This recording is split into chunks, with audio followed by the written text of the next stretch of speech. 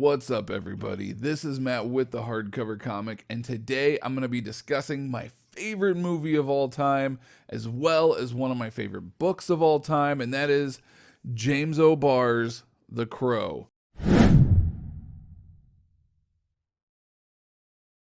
Now, if you've never read it or seen the movie or did one or the other, but not the both, well, first of all, you need to do both. They're both amazing in their own rights for various different reasons. So I'm going to discuss a multitude of things about each. But before I begin, please be sure to like and subscribe. We hit our 5,000 subscriber point, which is really awesome. So thank you everyone for the support.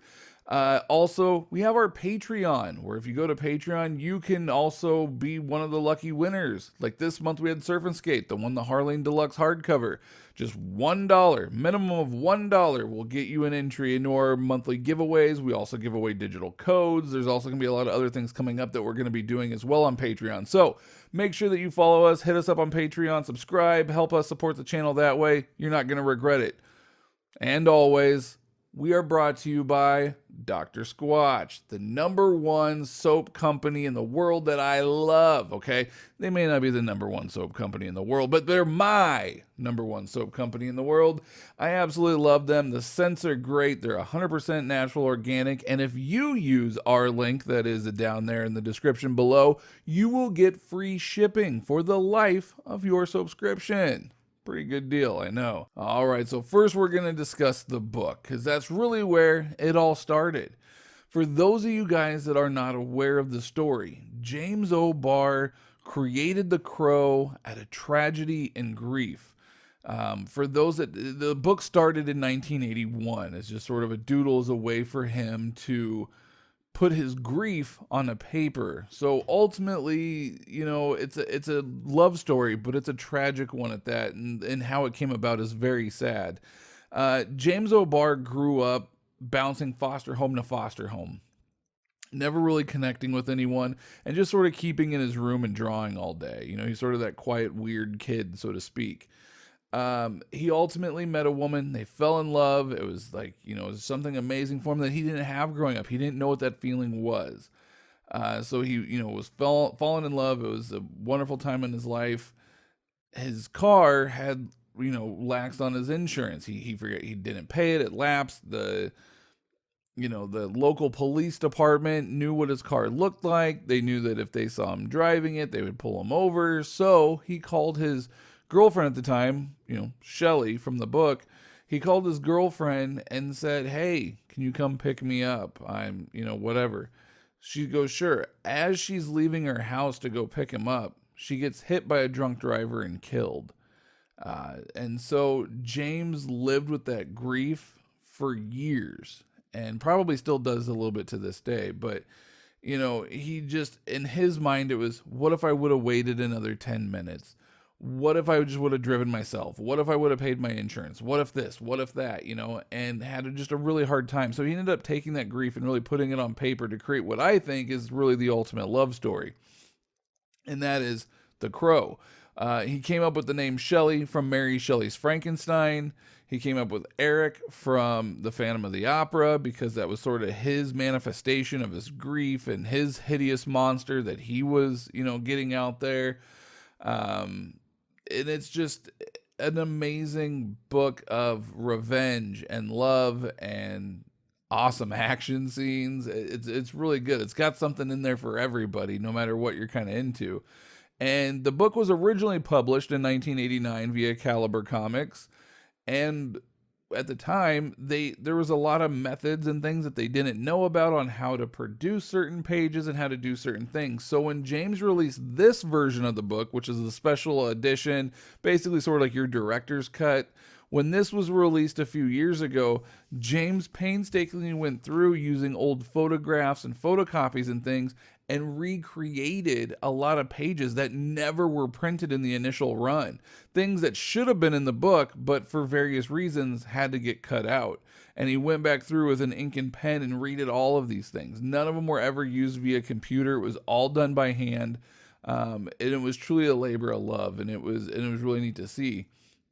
Now, when I was a kid and I first saw the movie and I fell in love with it, I didn't know that it was based on a comic book. I had no idea until much later. And so when I got older and I realized that, obviously I went out and I got the trade paperback, read it a bunch of times, and then this version came out and I, had to snag it, of course. It's an upgrade. Why not? It's hardcover. Woohoo! So got this. Also found out there's an Easton Press version of the book that is amazing, which you guys can actually still get on eBay every once in a while. There's this one right now for, yeah, look at that amount of money. Not paying that. Sorry, no thank you. Most of the time they go for a little under 200. So I have my searches saved, and as soon as that thing drops to a more manageable price, I will own that book. It is by far the classiest and most amazing version of this book that you could ever own. And it looks just, it looks so gorgeous. Look at that, just gold ribbon bookmark. It's amazing. But anyway, that's beside the point. So that kind of there, sort of talks about the book and whatnot. And then you have the movie, which is what got me into this whole thing to begin with. So the movie was filmed in 93, released in 94 via Miramax Films, directed by Alex Proyas, who also did the amazing Dark City. And I would say that I personally would say that the movie is fairly faithful to the book. James O'Barr is going to say that while it looks like the book, it's not the book. It's taken on a life of its own. And I can see what he means after rereading the book again and then watching the movie again. I can see there definitely was some changes. For instance, the little girl's name in the book is Sherry, and she had a much smaller role in everything, like a much, much, much smaller role. In the movie, her name is Sarah, and she has a little bit of a larger role. Ernie Hudson's character, Detective Albrecht, is actually based on a couple characters in the book, Captain Hook and Policeman Albrecht. There's also a few added lines in there. There's a couple lines that were changed, like this one. What are you supposed to be, a clown or something? Sometimes. Yeah, so originally, that's not quite how it was worded. I actually like the movie version a little bit better. And then there's also my life motto, which is... It can't rain all the time. Yeah, that is my life motto. It's been my life motto for a very long time. It can't rain all the time. And I truly do live by that. When things get tough, when things get crazy, I just keep telling myself, it can't rain all the time. The sun has got to come and shine through at some point. So the movie itself, though, is different with some of the characters. So, for instance, in the book, Top Dollar isn't the big bad like he is in the movie. Top Dollar in the book is sort of just like Tintin and Fun Boy and everybody else, and T-Bird and Skank actually in the book is Tom Tom, whereas in the movie it's Skank, and it's sort of a different version of the character. Like they're not the exact same type, and yeah, there's a lot of differences. Also in this one, there's a lot of metaphors in regards to a wild horse, and then the conductor of death, the train conductor guy. So that's not in the movie and things. Now there's been talks about a Crow remake now for years. Last I knew, Jason Momoa was supposed to be playing the Crow. And James O'Barr has gone on record to say that if and when this movie ever gets released, it is actually going to be way more faithful to the book than the Brandon Lee version of the movie, which I think is a smart way of doing it, because really to recreate what Brandon Lee did, he literally gave his life for the role. You're not going to be able to replicate that. The cult status that it has, the emotions that it brings, you're not going to be able to replicate all of that stuff. So I think it is smart to maybe go more towards the book for the remake if it ever does come out. But the reason why I wanted to bring this up and revisit this is because, I did an overview of the book a few years ago.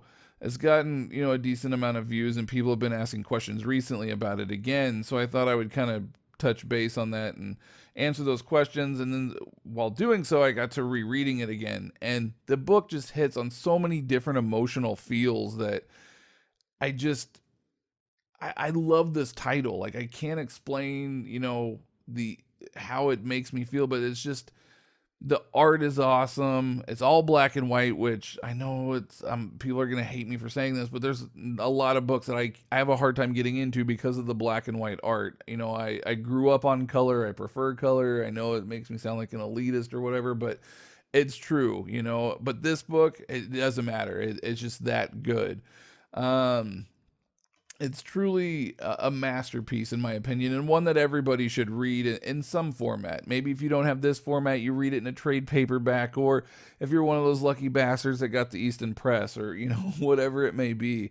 It is a book that I do strongly suggest that everybody reads, though, because not only is it's one that sticks around for generations, and it's one that, you know, is just the cult status, I think, just grows with it every year. Even James O'Barr says, like, every, like, 5 years, he has a whole new generation of people, like, coming up to him that have just recently found the book. And I mean, at this point, he wrote it almost 40 years ago. You know, it started in 1981. Almost 40 years ago is when The Crow started. And it was first published, you know, what, 32 years ago, 31 years ago is when it was first published. So, I mean, looking at, you know, over 30 years later, and the fact that it keeps growing really says something about the quality of the book and the movie and everything else with its cult status. So that is why I love it. That is why I think people should check it out, is it's an awesome love story, you know.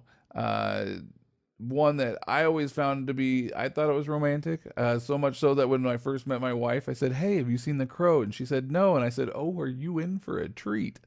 You know, and then I showed her The Crow, and she enjoyed it for what it was. I don't think she found it romantic like I did. But hey, I mean, he comes back from the dead. How is that not romantic? He comes back from the dead to avenge his dead fiance, you know, to get rid of the killers, wrong the rights. Wrong the rights, right the wrongs. Right the wrongs, people. He's righting the wrongs. So yeah, I don't know. I personally love it for all those various reasons. It's something that I like I said before, I truly think everybody should check out. I'm gonna quit rambling. Just please go check it out. Let us know in the comments what you guys think. And until next time, the power is yours. Victims, aren't we all?